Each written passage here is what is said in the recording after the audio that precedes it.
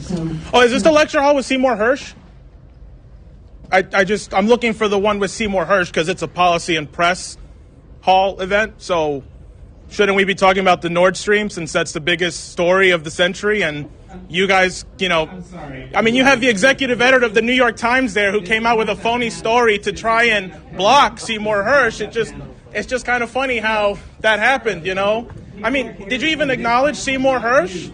All of you are executive editors of papers that broke Pentagon, My Lai, Watergate. Is this the same papers or not? I mean, is there anything you've gotten right in the last 20 years, or am I mistaken about that? I mean, it's just kind of funny because Iraq, wrong. Syria, wrong. Russiagate, really wrong. Okay, I mean, the list goes on and on. So the last thing you could do to try and actually fix your reputation is acknowledge that through leaks, we had to find out that Zelensky was going to bomb Moscow on the anniversary. I mean, if you're so impartial, shouldn't you at least say, right, that Zelensky was going to bring us on the verge of World War III? That seems pretty fair.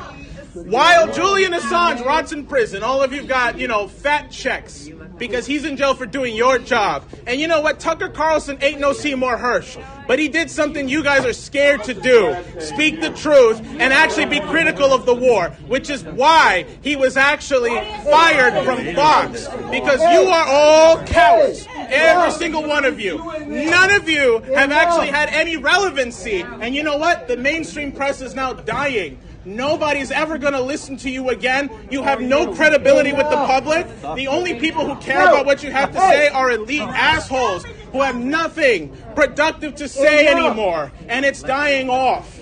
So will you at least say something, either about Nord Stream or Ukraine or the fact that Zelensky brought us to the verge of World War III and the only reason we knew about that was through leaks?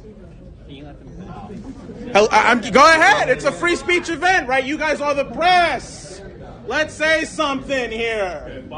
Mr. Khan, come on. You're the executive editor of the New York Times, I'm just trying to get into some good trouble here, man. Woo. Listen, Karen, get out of my face for a second. I got to talk to these gentlemen. Okay.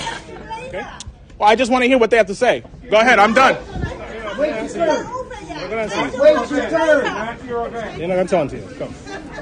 Wait your turn. You could project if we can't. I would just say, I think it's important to hear everybody's point of view. Yeah. So, thank you. All right. I do think that we need to give our moderator a chance to ask other questions. We're on the verge of World War III. We're not doing that. Also do so. Let's go. Really, thank you. Say something about this bombing. We blew up the Nord Stream pipeline. Listen, don't stand there while there are people rotting in prison. Nobody said anything about Uhuru, right? The socialists who are in jail for being critical of this war.